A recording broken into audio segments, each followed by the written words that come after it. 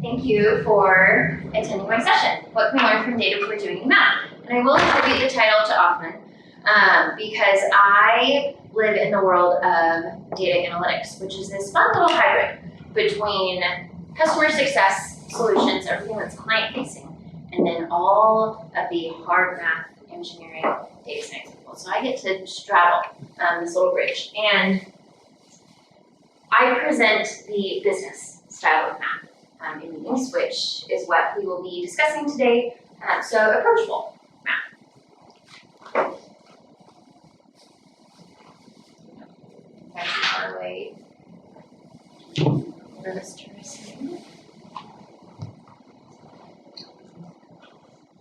Okay, I did feel the need to give a quick intro on who Spectrum Labs is, if anyone's not familiar, because I keep meeting people from other companies in the hive and not knowing what exactly they do. So at Spectrum, we like to say that we are keeping the internet safe, helping clean up the internet. We surface poor behaviors, often exchanged in user-to-user generated chats. And then where do I fit in? Like I said, in this role between internal operations and then customer facing.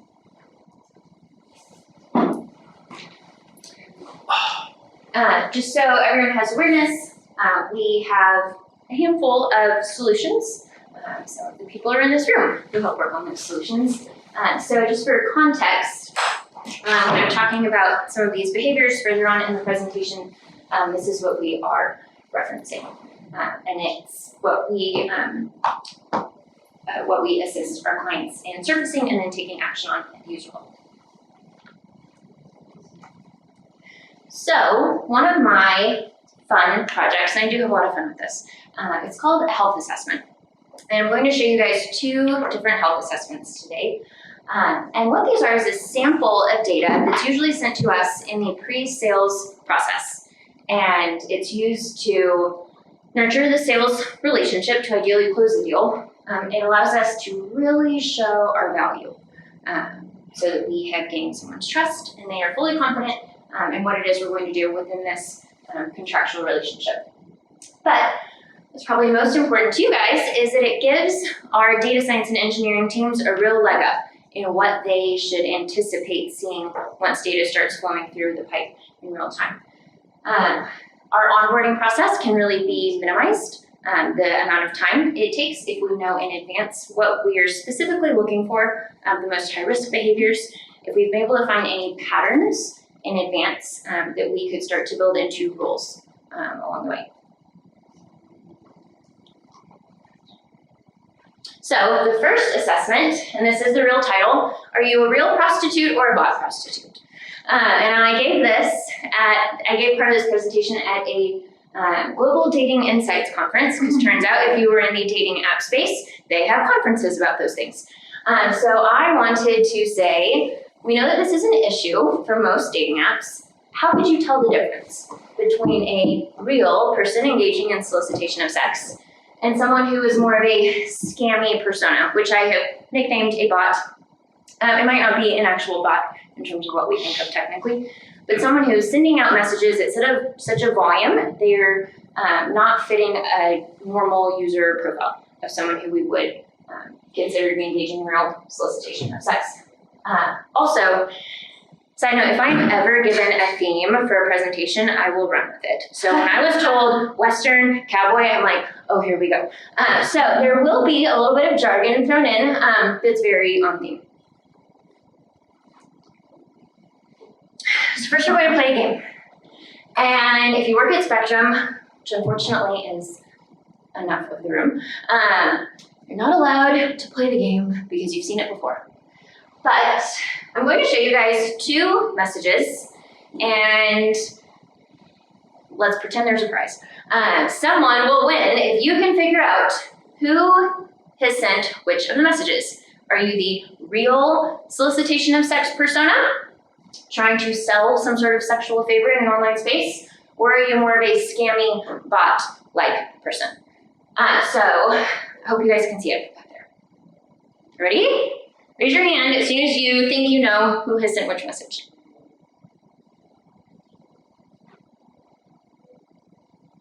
Yes. User 2 is the bot. How can you tell?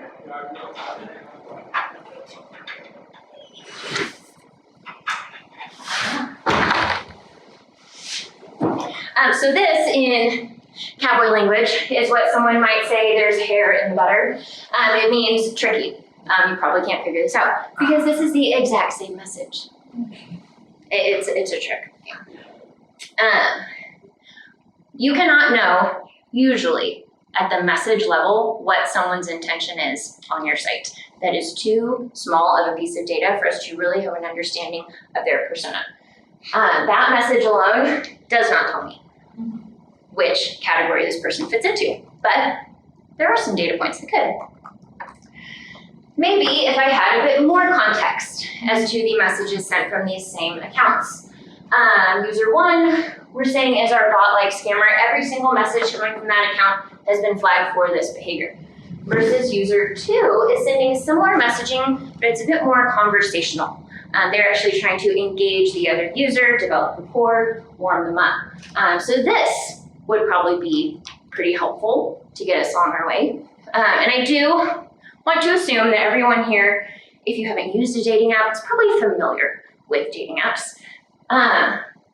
What other information do you think, if you were going to try to develop personas, would be of use along the way? Pictures. Pictures, okay. And the little bits in the profile about them. The bio. Sometimes, like, you can tell. I can just tell what a bot looks like. Yeah. What else? If it's Spectrum, I'm receiving a huge file. There's lots of metadata. What metadata do you think might be the richest in terms of me ideally being able to develop personas? Number of messages. I like that. What else? There are no wrong answers because every client file I see has something different in it. I'm waiting for the day where someone sends me everything. Like locations. Locations. Everywhere, or they're sending this sort of stuff to people who are everywhere. Yeah. What else? This side of the room. Parthia, what would you say? The date the profile is created? User sign up date. Yes. Any other ideas? Are there any timestamps that go on the messages? Oh, a message timestamp. Yes, I usually get a message timestamp. I usually get every single metadata point that you guys have said so far, and ideally a whole lot more. So, as I was making this presentation, I realized Spectrum is a straight shooter sheriff. I didn't realize that that was our icon, but I'm going to tell our CEO that we should adopt this because a sheriff knows their mark, they only shoot once. They have to know their opponent so well and they know their weaknesses, which is really what we are building on the back end, is this pattern recognition so that we can spot a weakness and not penalize the wrong person along the way. And I'll admit, I've never seen this movie, and I was just searching for Western movies talking about shooting, trying to find a good quote, but I like it. They said, shooting from an ambush is a bad habit. You may not live long enough to outgrow it. Meaning you can't penalize everyone on your platform. You need to really understand their personas and patterns along the way so that when you do take action, you've taken the correct action. So, user 1, my bot scammer, the importance of metadata. This person, and this is a real data set. In this instance, the person sent in the last 24 hours 687 messages, which means they've been on this app a good amount of time. Of all of those messages, only absent of 3, they were all flagged for the same behavior, solicitation of sex. However, only 5 messages were flagged for sexual content, which is a big indicator that someone is trying to circumvent a keyword blacklist of some sort. They know that if they're using overtly sexual terminology, that it will probably get flagged along the way. So this is someone who knows what they're doing. No messages flagged for profanity, which it's an adult platform, profanity is just fine, but profanity is another indicator of real conversation going on back and forth. The absence of it usually means, again, someone's trying to get around a keyword blacklist. The sign-up date, less than 24 hours. The user selected age. In this case in point, we said they're 58, which is totally fine. They're the age to be on the app, but maybe that doesn't follow my norms of what my normal distribution of ages is. And then in this case, their location was Nigeria. So keep those things in mind. Versus our real lady of the night, the solicitation of sex persona. This person in the last 24 hours sent 52 messages, only 15 were flagged for solicitation of sex. Even more were flagged for sexual. They had a load of profanity. They had a bunch of messages sent that weren't flagged for anything. Their sign-up date, they've been on the app for at least 3 weeks. Their age is 26, and they're in the UK. So what I like to do at the beginning of this exercise is to find my norms so that I can then find my abnormalities and really go down rabbit holes for those to see if there's a pattern in place. So in this data set, this is my breakdown of where all the messages were coming from that I received. Vast majority of people were living in the US, India, Brazil, or the UK.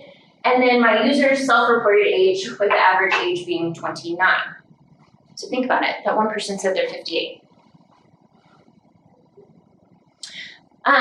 Again, these age distributions are going to come into play, and this also has to do with how many messages are coming from people of this age.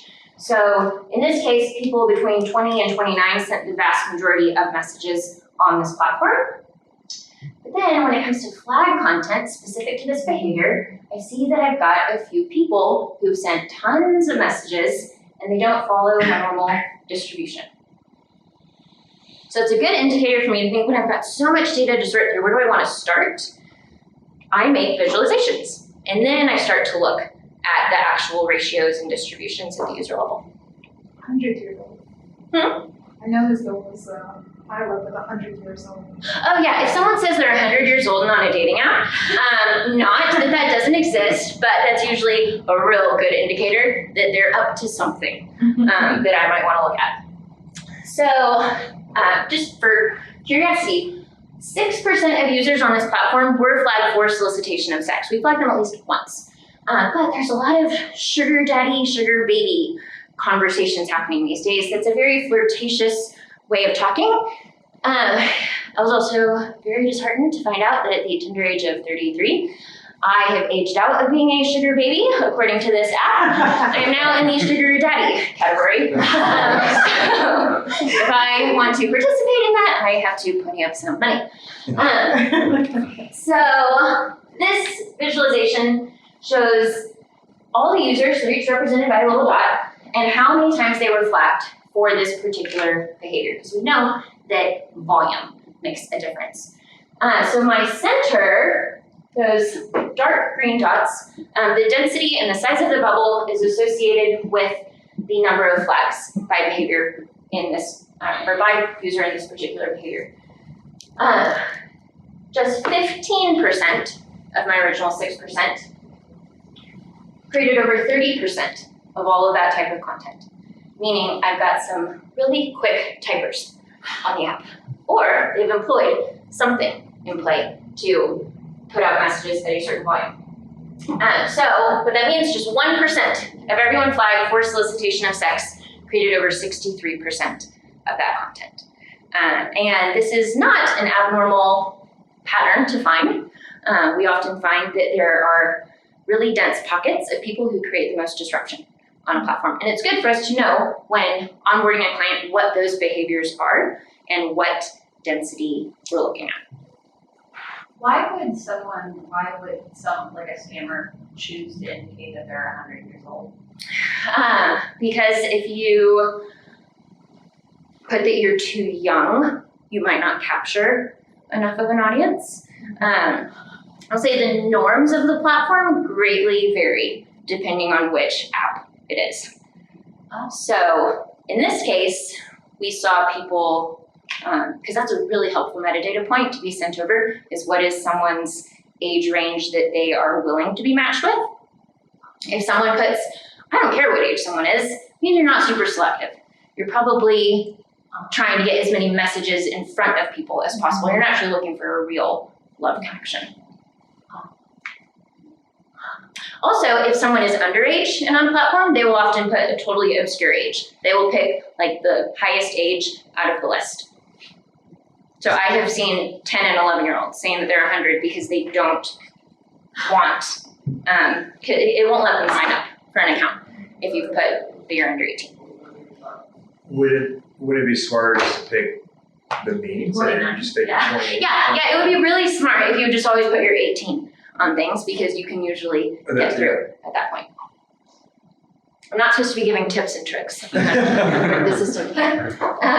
So in our bot-like type of user, some of the patterns around this data set is that 20% of this type of content was coming from accounts less than 1 day old, which did not follow the norm. In this case, our average was that someone had been on the app for 2 months. So seeing that all these messages are coming from accounts that are brand new is a big indicator. In this case, there was a very stereotypical Nigerian prince scenario playing out, which I found really entertaining to stumble upon. 60% of those messages came from Nigeria within this pretty small sample. It was just over a couple days. And then users who were sending upwards of hundreds of messages were only flagged for this one behavior. They weren't flagged for those other behaviors indicative of real conversation, like profanity. And then here's some of the text as an example and how many times it was sent. So this very first message saying, do you want to be spoiled with a weekly allowance of $1,200, text me on Snapchat if you're interested, and they give their handle, was sent almost 300 times within this 2-day period. I like to say at this point I'm doing math, but I'm not doing like engineering math. So then real solicitation of sex. Our user sign-up date, we see a pretty big variance as to how long someone's been on the platform. Some of these people have been on there a couple of years. And the reason that this client wants to differentiate between the two is because it's a global app and actual selling of sexual favors is not illegal, depending on where you live. So they're going to take that into account. So they want to be able to differentiate. Is this a real person versus a bot? Because they definitely don't want to allow scammers. So we look at user sign-up date, how many messages they sent overall, how many of those messages were flagged, and then of those flagged messages, what were the behaviors?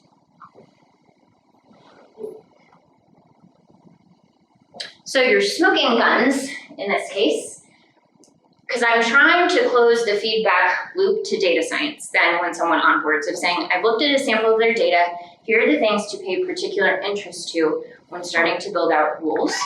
Because in this exercise, we run the data across our baseline models, but we know that we're going to need to customize certain things along the way. So I'm going to say we're going to give a special sensitivity to the sign-up date of the profile versus the timestamps of messages sent. If you see that someone has just signed up and they start sending messages out at such a volume and there isn't even like an hour in between how old their profile is, that's a big indicator. We're going to look at the ratio, we're going to look at the absence of behaviors indicative of real conversation being sexual and profanity, as well as sometimes insults. And because we wouldn't probably see those coming from a bot, but we would from a real person. And then looking at the ratio of all messages sent versus what was flagged for that behavior.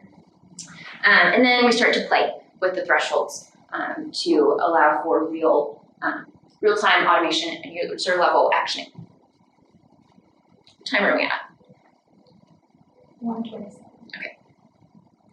So my second assessment, although any other questions before we move on to the second assessment? Okay, now Tom's here. He missed all my jokes.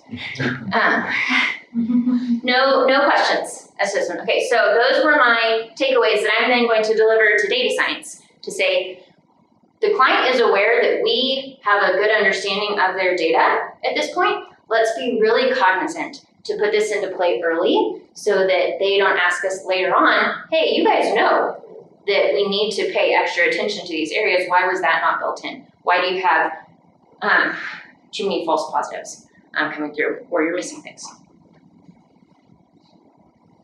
So health assessment number 2 is from a gaming platform. It's a legacy platform, meaning they've been around really since online gaming came into fruition. And they have, so I'm terming wild, wild west players, meaning that they have never had rules put in place. They think they can say and do absolutely whatever they like. As a side note, I'm doing some research on does poor behavior grow if you're in like a metaverse avatar-like environment because people don't associate your behavior with you.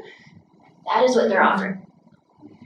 So they came to us and they said, we know we have an issue, but how bad is it? Should we really be scared?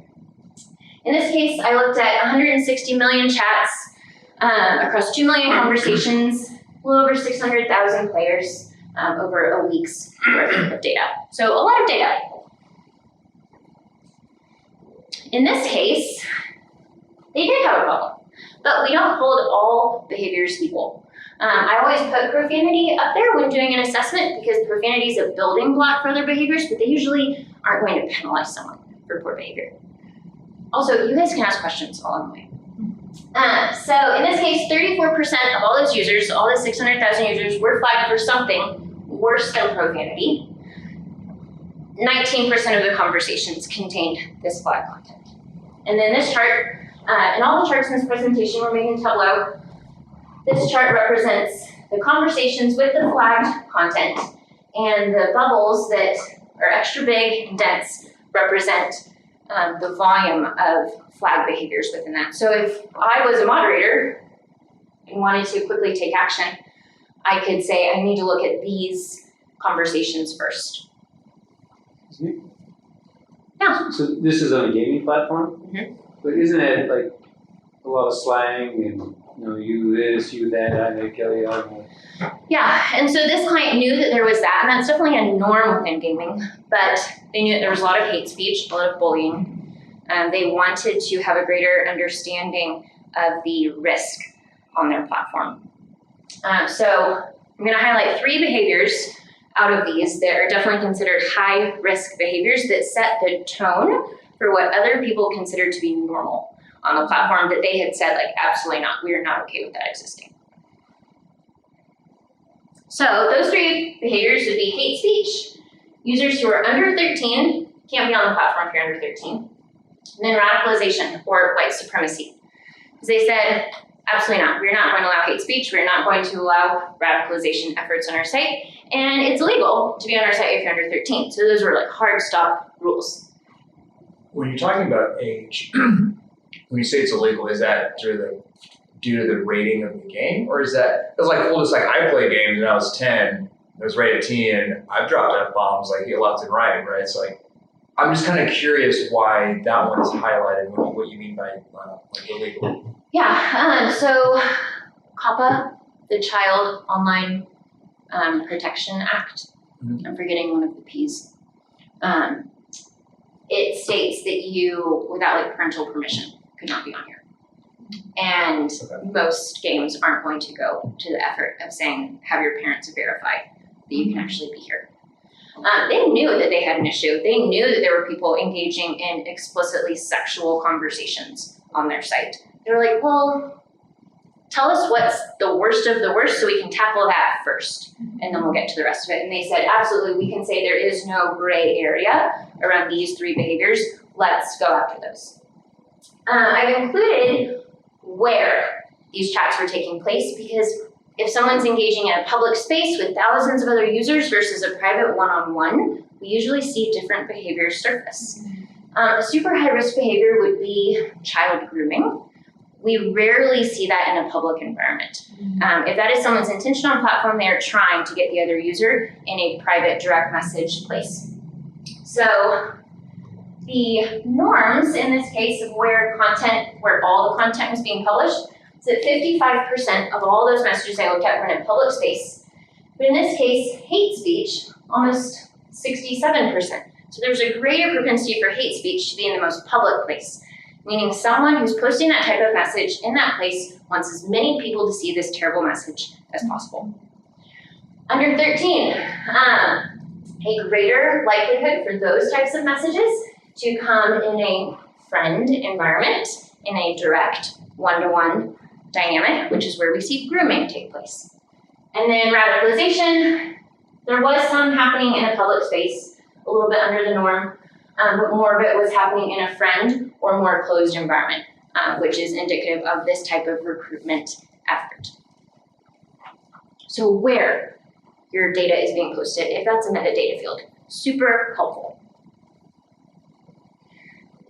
In this case, just 2% of the players created 50% of all the flag content, meaning I can really quickly help someone feel that they can manage the problem and take action. If I've said I can identify the small pocket of people, you can get rid of them.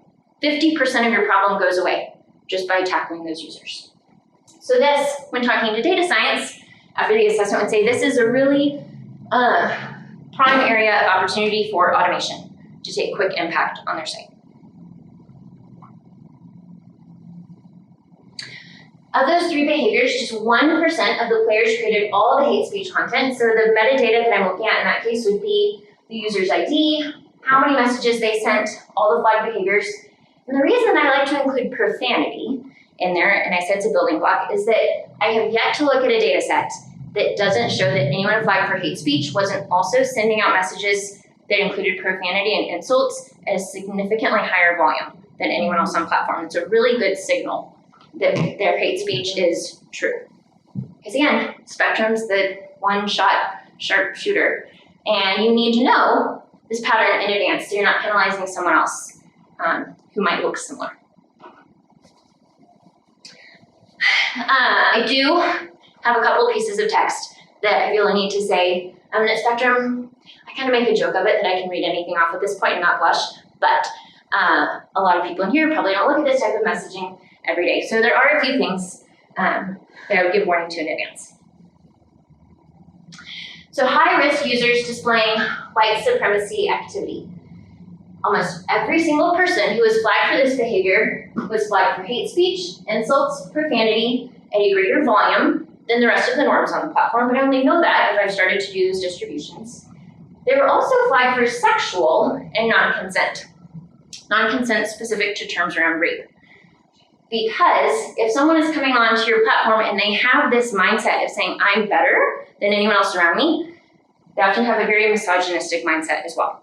And they have no issue making really violent claims against other users. So it's a really strong pattern where I can say, you ticked all the boxes, I'm not giving you a warning and banning you from my platform. I don't need to see anything else at this point. And then a metadata element in this data set, super, super helpful. User profile names, if someone sends us that as well.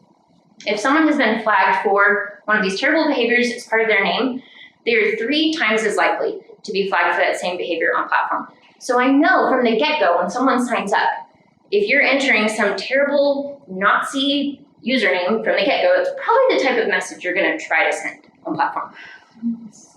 Might be a dumb question or not an important question. I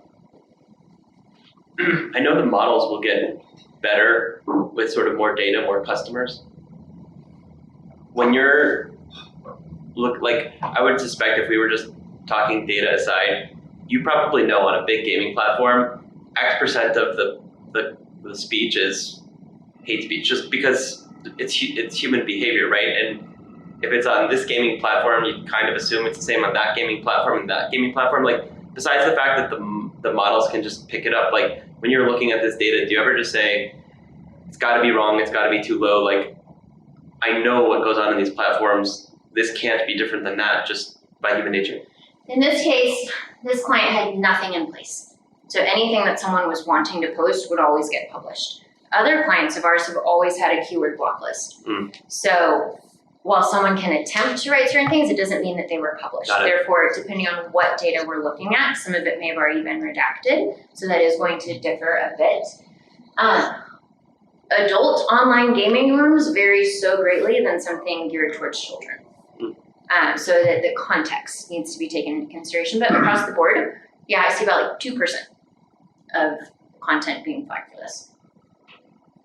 So the takeaway of this that I would hand back to data science would be like usernames. If we're seeing this in usernames, we need to add increased sensitivity to someone having already been flagged in that place when building in a rule. to say, we already flagged you here, you're trying to say that in conversation. We don't need to give you 10 more messages to be flagged for. We can take care of you from the get-go.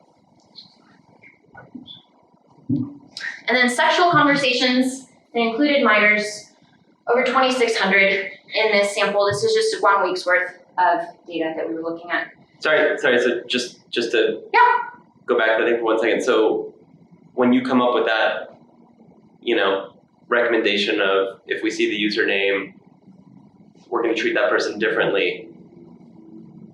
And again, I know it's complicated because the models go across customers, but that insight is based on just seeing the results of their data, or this is just an approach that we know based on other customers we work with?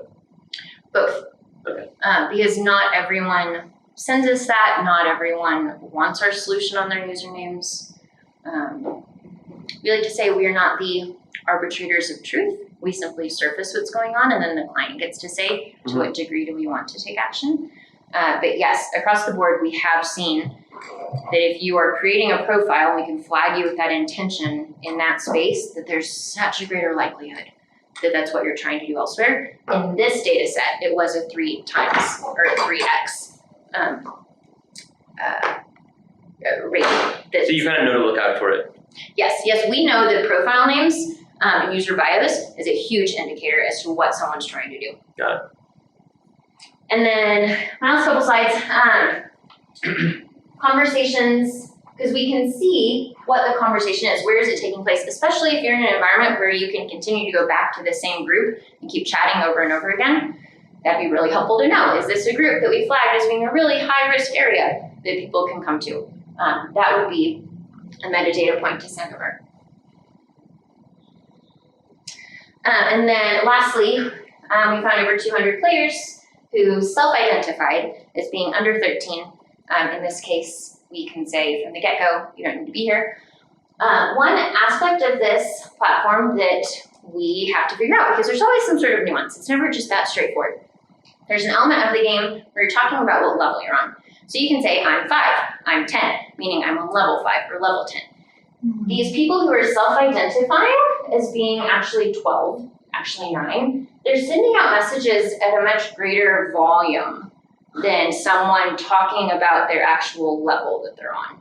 So it was a unique pattern to this. So it might not be that we say we found the pattern, let's go automate, but it's a good insight for me to deliver back to data science of saying we need to put some sort of threshold in place when looking at these counts of self-disclosure to know what is the context of what they're talking about. Also, all of these comments were said in a public space, meaning anyone else around them can know they're 8 years old, they're 9 years old. And if nothing's being done against those users, it sets the norm on the platform that it's okay to be underage and here. Excuse me? So, Yeah. I mean, if I'm a kid and there's a threshold for why don't I just say I'm 16? And vice versa, if I'm an adult and I'm trying to lure people or whatever, why don't I say I'm 11? We see that. Yeah, we absolutely see that. This is a behavior that we don't suggest automating on. Most of our clients have some sort of moderation queue. At Spectrum, we offer one as well. So if someone has been flagged for those behaviors, we can have it be so that you see those first in the queue to address. You can also build in a rule of saying someone keeps being flagged for this, but that does not match their age that they put when creating their profile. I found a 20-year-old who was posing as a 12-year-old not long ago because we could see you created your user profile and said that you're in your 20s, and then you're telling people you're 12. We could see that they'd created an adult profile but were being flagged for underage material. So another role that you could build in. So in this case, an ace in the hole, what am I going to deliver back to data science? That we have a really strong pattern for hate speech. We know that insults and profanity have almost always been present at a greater volume at the user level. So what all has the user been doing on the platform? We need to add increased sensitivity to where those messages are being posted, what type of environment, and then give greater attention to developing a pattern around minors' self-disclosure of age versus game level verbiage so that we can have greater confidence in how to differentiate between the two. And this is me on a horse, on theme. Not quite 30 years ago. Any thoughts, any questions? This is something unique to Spectrum. When we put this much attention and detail into a pre-sales health assessment, we have a pretty high close rate on this, but in your use case, having greater knowledge of those patterns in advance is really the advantage to data science and engineering. Super interesting.